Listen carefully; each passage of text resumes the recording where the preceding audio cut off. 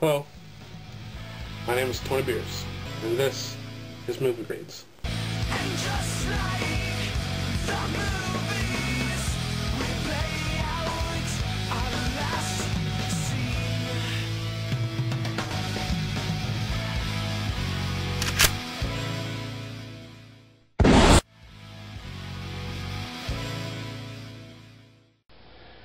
Hey everybody, Tony Beers here again, and in this episode of Movie Grades I'm going to be talking about The Amazing Spider-Man. Now, before I begin, I would like to say that I will be spoiling this movie, so if you don't want this movie to be spoiled, turn the video off right now.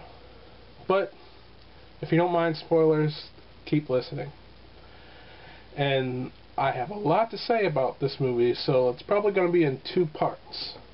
Now, the plot of this movie is exactly the same as the original Spider-Man. Teenage boy gets bitten by a spider, he falls in love with a girl, he has to stop a former mentor who has turned himself into a monster from wreaking havoc on the city, yada yada yada, exact same thing.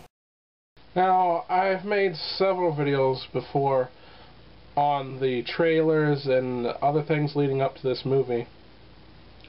And as much as I hated the trailers, I still went into this movie with an open mind, because I never want to see a bad movie, and I especially never want to see a bad Spider-Man movie. So I went in wanting to love this movie, but fearing that I would hate it.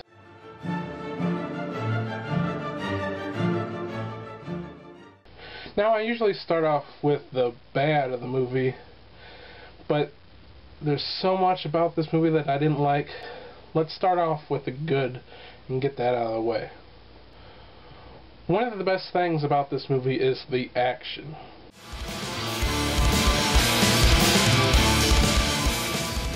Although the action scenes are actually pretty brief and they're few and far between and it takes a while to get to them, they're still pretty good.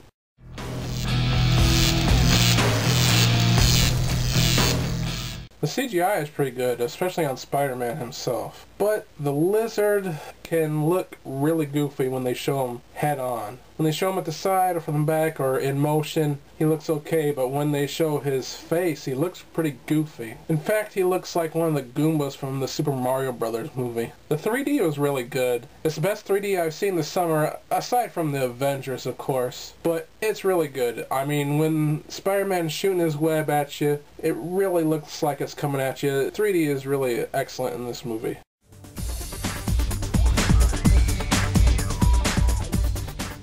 The actors are really good too. They all do a great job. Martin Sheen as Uncle Ben is great. He even looks like Uncle Ben. Sally Field is really good as Aunt May. Even though she doesn't really look that much like Aunt May, she's still really good. Dennis Leary is good as Captain Stacy. The guy playing Lizard, I'm not sure how to pronounce his name. He is really good. He's probably one of the better actors in this movie. Emma Stone is really good as Gwen Stacy, although I think she might be more right to play Mary Jane than Gwen Stacy. But she does a really good job. Now, Andrew Garfield is a really good actor. He's really good at showing his emotions. And although I don't think that some of the things that he does as Spider-Man is really the way it should be done, I don't blame him. I blame the writers and directors, because they're the ones deciding what Peter Parker should do and say.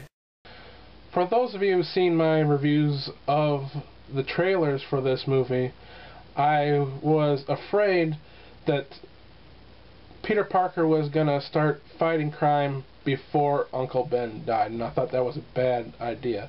And I'm glad to say that I was wrong. He doesn't start fighting crime before Uncle Ben dies. Although his motivations is still kind of messed up in this movie.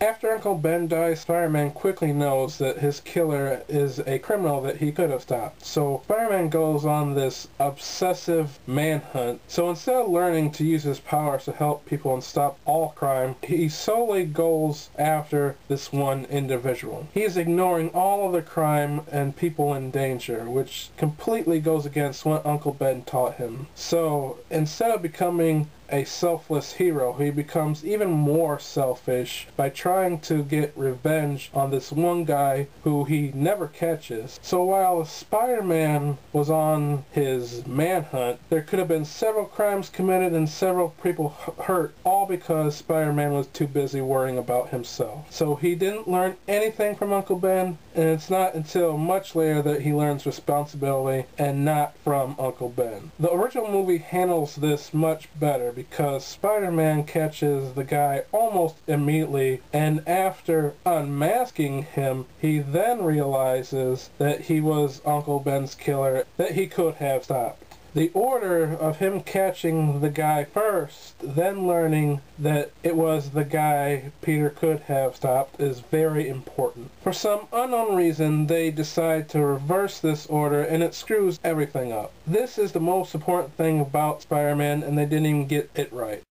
The first hour or so of this movie is completely boring. I think that has a lot to do with the fact that this is the origin again, and we've seen this all before. A movie like Batman Begins was a lot different because it showed us things that was never ever seen in any other Batman movies. For example, they show Batman's training, and they do show where he gets all these wonderful toys.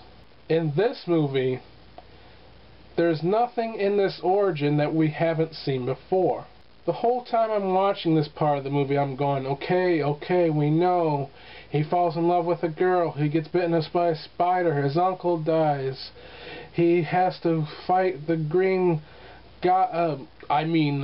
lizard. They're practically the same villain, but the lizard is exactly the same as the Green Goblin. He's still a scientist who befriends Peter, who goes crazy, who turns himself into a monster. He even fights Peter on a bridge, and he even talks to himself just as Green Goblin did in the first movie. And hell, they're even both green. And I am so sick of these mad scientist villains in these Spider-Man movies. I mean, first we had Green Goblin, then we had Doc Ock, and now we have the Lizard. I mean, say what you want about Spider-Man 3, at least there wasn't any mad scientist villains in that movie. I'm actually a lot more excited to see the sequel to this movie than this movie itself, because in the sequel we'll at least have the origin out of the way, and we might actually get something new. Now, people who watch my video, they know that I think the tone of this movie is too dark for a Spider-Man movie. Spider-Man's parents abandon him. He's bullied at school.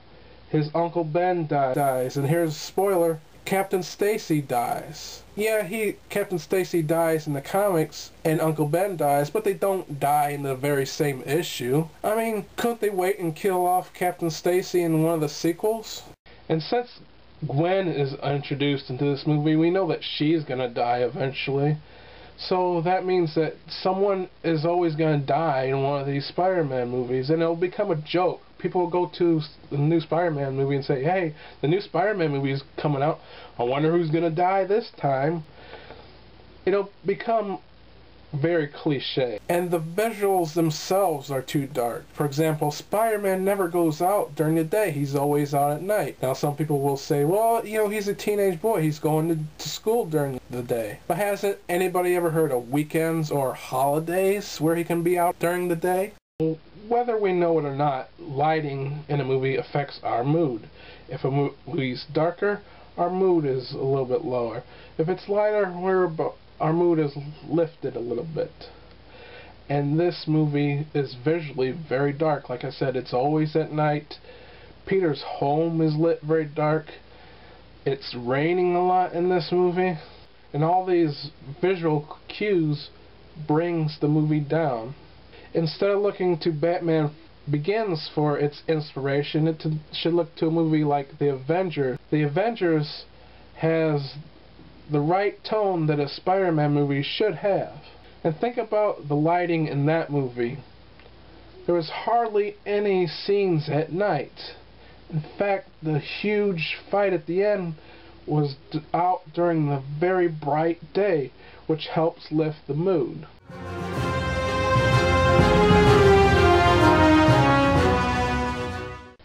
story of this movie is actually pretty good. Unfortunately, like I said, it's the same story over again. And there's nothing new in this movie, at least nothing significantly new, to justify making a reboot. Like I said before, Batman Begins showed us things that we've never seen in a Batman movie. This movie, on the other hand, is horribly repetitive of the original Spider-Man movie. What little changes it does have does not make the movie any better.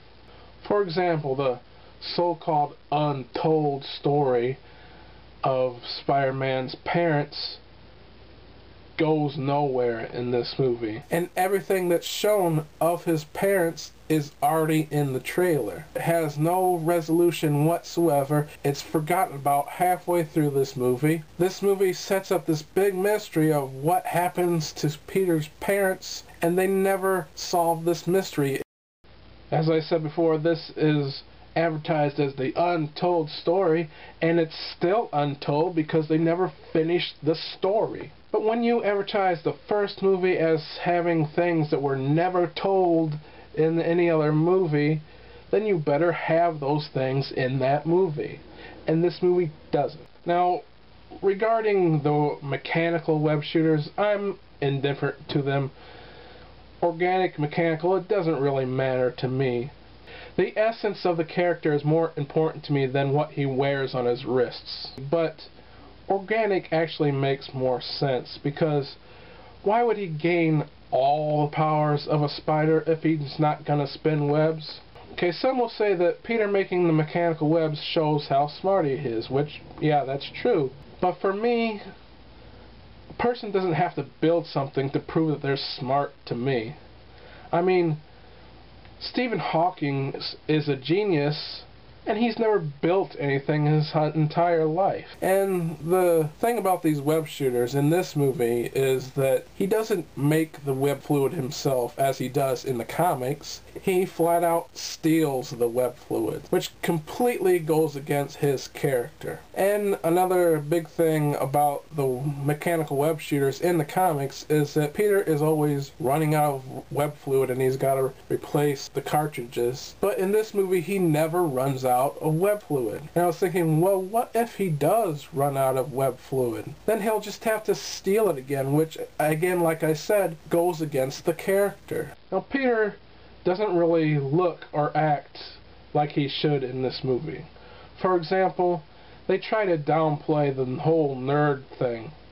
And one way they try to make him not a nerd is they give him a skateboard, which doesn't make sense because before Peter gains his powers, he's very physically awkward. He wouldn't be good at anything athletic, including skateboards. And they only are giving him a skateboard to appeal to the younger audience, so little kids will say, "Oh, look, he's got a skateboard, he's cool." And that's the thing. Peter Parker should not be cool. Being a nerd is what made Peter Parker so relatable in the first place. Another way they try to downplay him being a nerd is that they give him contact lenses instead of glasses. And we can also tell by Andrew Garfield's hairstyle that he puts a ton of hair gel in his hair. Now, Peter's not a vain character. He wouldn't put hair gel in, and he wouldn't wear contact lenses instead of glasses. He doesn't care about fitting in. He just tries to be himself.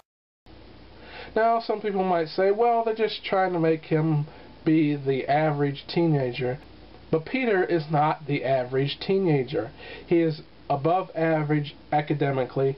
He's below average socially. He's below average financially. He's below average physically. Peter is basically a male teenage Lisa Simpson, and the filmmakers are trying to make him a Bart Simpson. He even has the skateboard and the styled hair. Andrew Garfield looks nothing like Peter in this movie. He looks exactly the same in real life. One reason this bothers me so much is that they went to so much effort to make Emma Stone look like Gwen. They changed her usual hair color, they styled her hair to look like Gwen, they gave her Gwen's headband, and they even dressed her like Gwen with the skirt and the boots. While Garfield, they just woke him up and put a ton of gel in his hair. No, he doesn't have to wear the sweater vest, but they could at least cut and comb his hair and have him wear the glasses.